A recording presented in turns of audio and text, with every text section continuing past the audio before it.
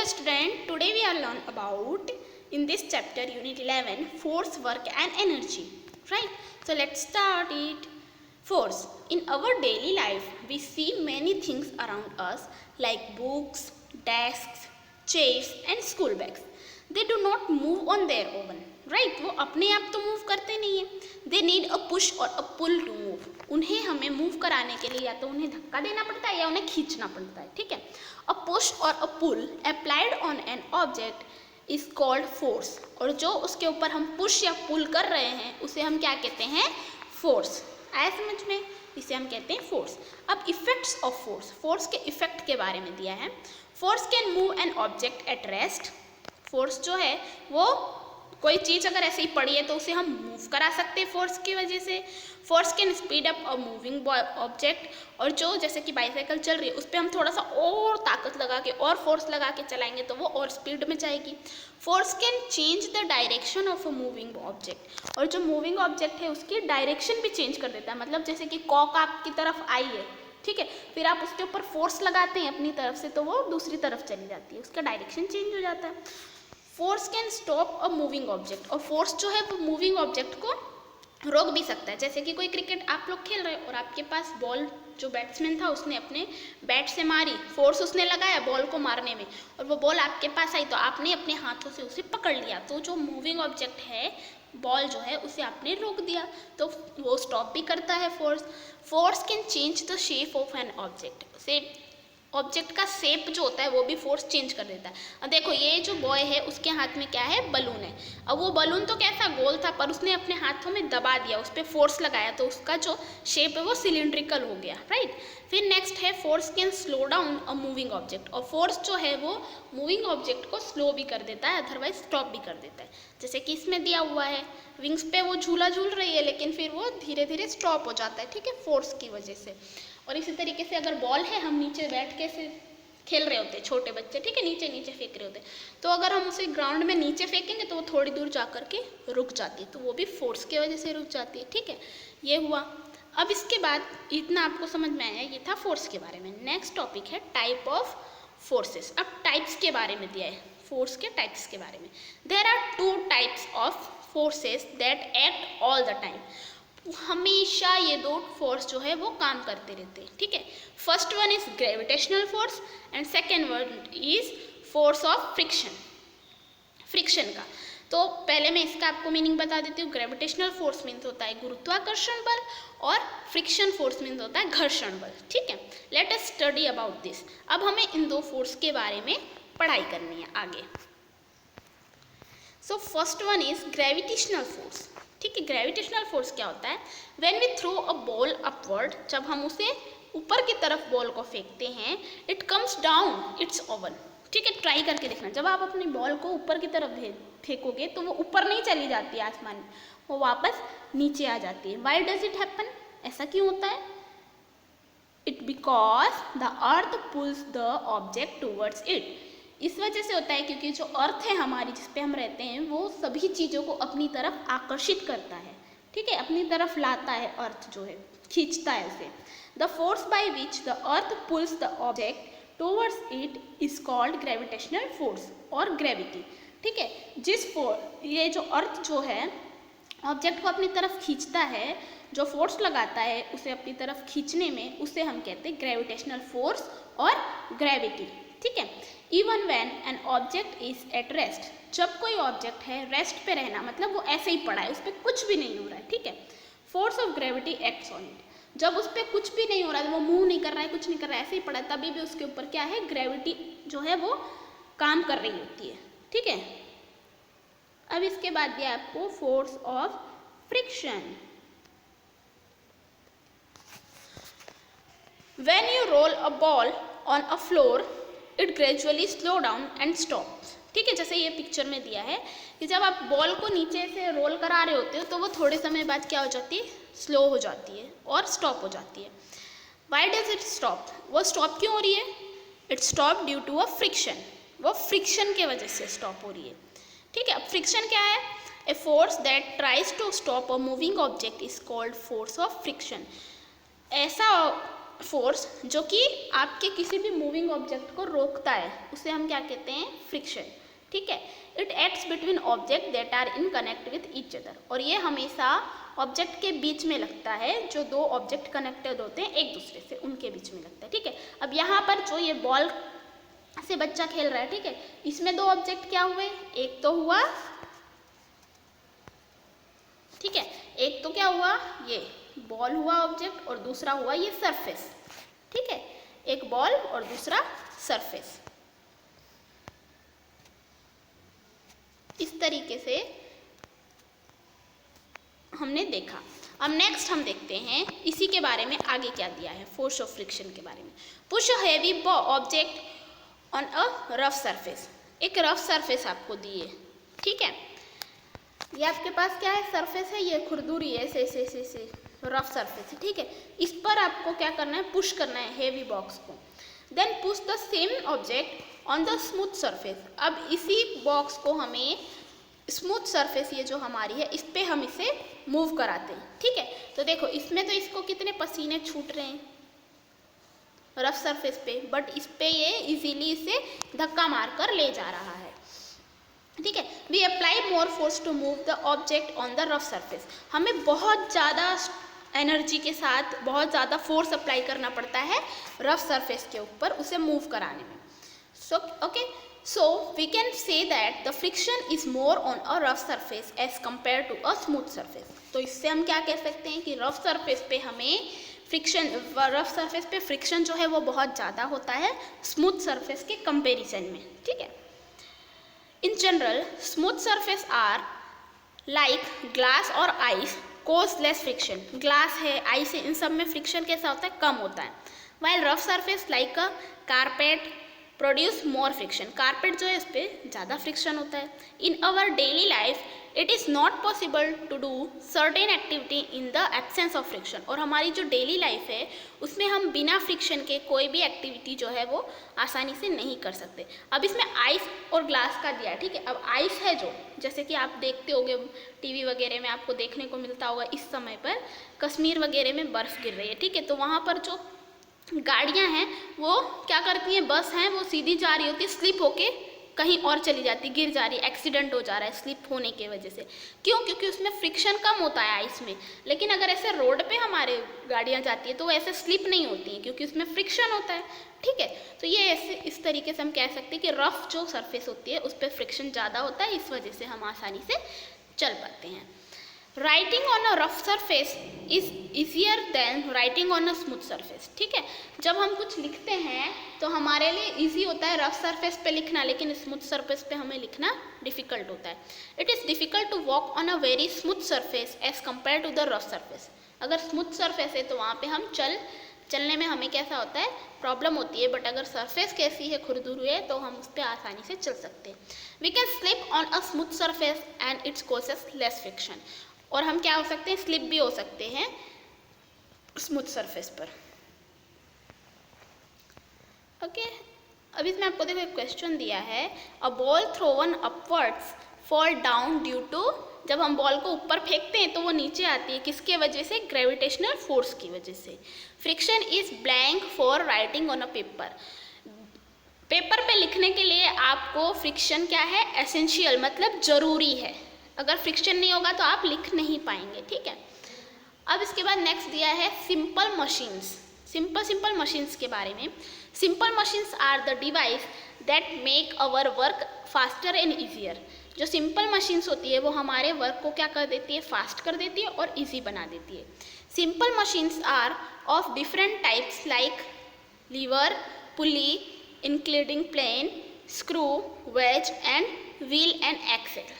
ठीक है, ये सारे क्या है, सिंपल मशीन्स है। अब इसमें देखते हैं हम एक एक का काम क्या है। ठीक है, लीवर, फर्स्ट हम देखते हैं lever. Lever is a simple machine use to cut things, for example seizures.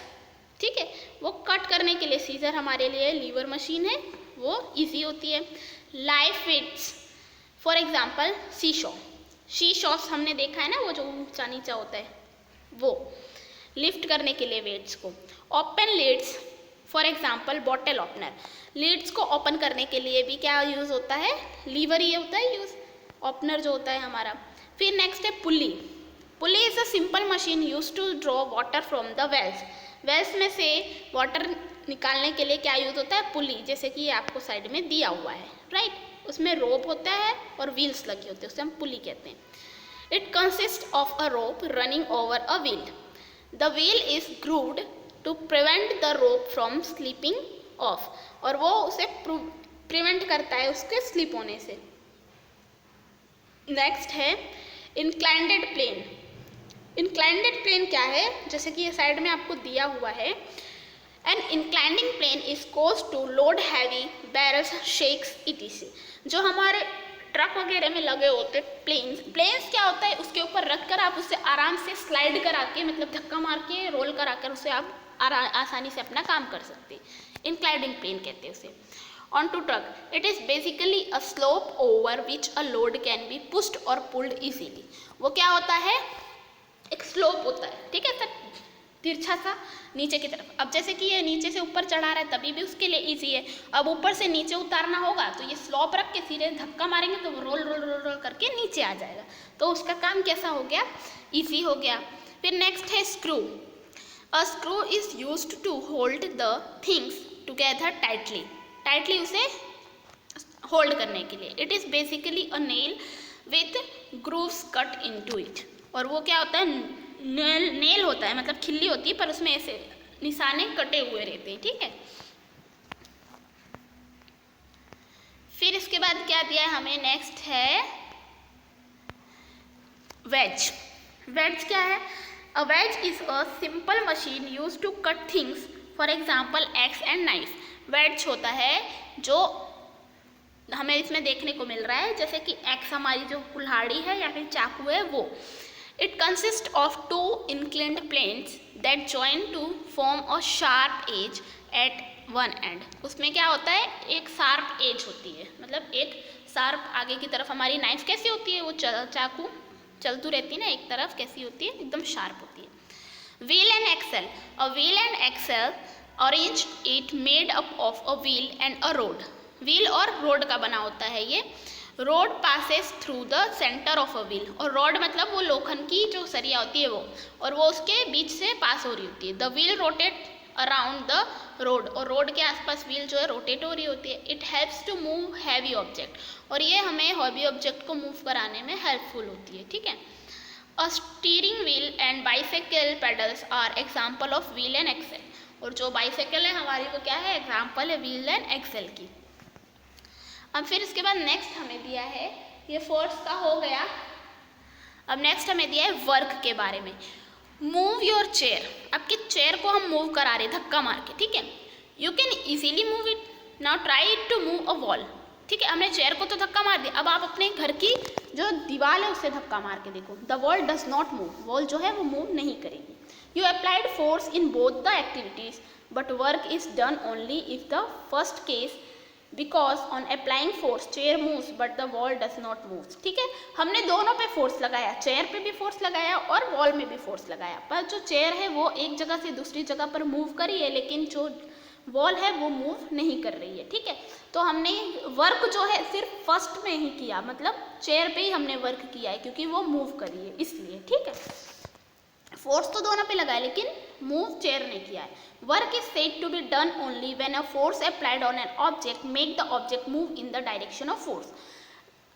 Work जो है, कार्य जो है आपने किया है, वो तभी कहलाएगा जब किसी ऑब्जेक्ट पे हम फोर्स लगा रहे हैं और वो मूव कर रहा है उसी डायरेक्शन में जिस डायरेक्शन में हमने फोर्स लगाया है, तब आपने वर्क किया है ये माना जाएगा. ठीक है, इसीलिए हम वॉल पे कितना भी फोर्स लगाए वो मूव नहीं कर रही है तो हमने उस पर कोई भी वर्क नहीं किया है. ओके, नेक्स्ट एग्जाम्पल क्वेश्चन दिया है, which is an example of wedge. Wedge का एग्जाम्पल क्या है? इसमें से पेयर ऑफ सीजर, स्क्रू और एक्स में से, तो इसमें आएगा एक्स क्योंकि एक शार्प उसकी एक जो एज होती है उसकी कॉर्नर होता है वो शार्प होता है. When a force change the position of an object work is said to be done. अगर वो अपनी पोजीशन चेंज कर रहा है, एक जगह से दूसरी जगह पहुंच रहा है कोई भी ऑब्जेक्ट, तो वो क्या कर रहा है? काम कर रहा है. ठीक है, वर्क उस पर हो रहा है. अब एनर्जी के बारे में दिया है. Energy is the ability to do work. वो हमारी एबिलिटी है किसी काम को करने की. We need energy to do anything, for lifting, pushing और पुलिंग, टू ब्रीथिंग, लाफिंग और talking. We need energy to live. हमें एनर्जी हर जगह ज़रूरत होती है, ब्रीथिंग में है, लाफिंग में है, टॉकिंग में, किसी भी चीज़ में हमें एनर्जी की तो ज़रूरत होती ही है। अब हम देखते हैं हमारे पास सोर्स ऑफ एनर्जी क्या है। So most of the energy on the earth comes from the sun. वो हमें बहुत सी ऐसी एनर्जी जो हमें सन में से मिलती है। Some other surfaces of energy are wind and water, और इनमें से कुछ हैं विंड और वाटर भी हैं। अब हम इसके बारे में यहाँ देखते हैं सोर्स ऑफ एनर्जी के बारे में। Sun, the sun is the main source of energy on the earth. हमारी पृथ्वी पे मेन सोर्स जो है एनर्जी का वो है sun. The energy that we get from the sun is called solar energy, और जो हमें सन में से मिलती है एनर्जी उसे हम क्या कहते हैं, solar energy. Plants used solar energy to make food in the green leaves, और जो प्लांट है वो क्या करते हैं, यूज़ करते हैं एनर्जी का फूड बनाने के लिए। Solar energy is used in solar cooker and solar heaters, और सोलार एनर्जी जो है वो कहाँ यूज़ होती है, सोलर कुकर में और सोलर हीटर में। अभी आपको देखो सोलर कुकर का एग्जाम्पल दिया हुआ है, ठीक है, साइड में। ये क्या है, सोलर कुकर, ये जो बना हुआ है वो है हमारा सोलर कुकर, ठीक है। Solar energy can also be changed into other form of energy like heat energy, electrical energy and light energy, ठीक है। ये जो है बाकी की एनर्जियों में भी चेंज होती है सोलर एनर्जी, जैसे कि हीट एनर्जी, मतलब उसके वजह से हम बहुत पानी अगर धूप में रख रहे तो वो गर्म हो जाता है क्योंकि उसमें से हीट एनर्जी होती है। इलेक्ट्रिकल एनर्जी भी होती है और लाइट की भी एनर्जी हमें मिलती है इसमें से। अब नेक्स्ट है wind. Energy from the wind is called wind energy. Wind में से जो एनर्जी हमें मिलती है उसे हम क्या कहते हैं, wind energy. It is used to move the blade of a windmill. Windmill की ब्लेड को वो मूव कराती है। This help to move the shaft of the generator that is turn produce electricity, electric energy. और इस तरीके से जब वो मूव करती है तो उसका जनरेटर जो है वो जनरेट होता है और उसमें इलेक्ट्रिकल एनर्जी जो होती है प्रोड्यूस होती है। नेक्स्ट है water. Flowing water also have a lot of energy. जो फ्लोइंग मतलब फ्लो कर रहा होता है वाटर, उसमें भी बहुत सारी एनर्जी होती है। It is called water energy और हाइड्रो एनर्जी। उसे हम वाटर एनर्जी या फिर हाइड्रो एनर्जी भी कहते हैं।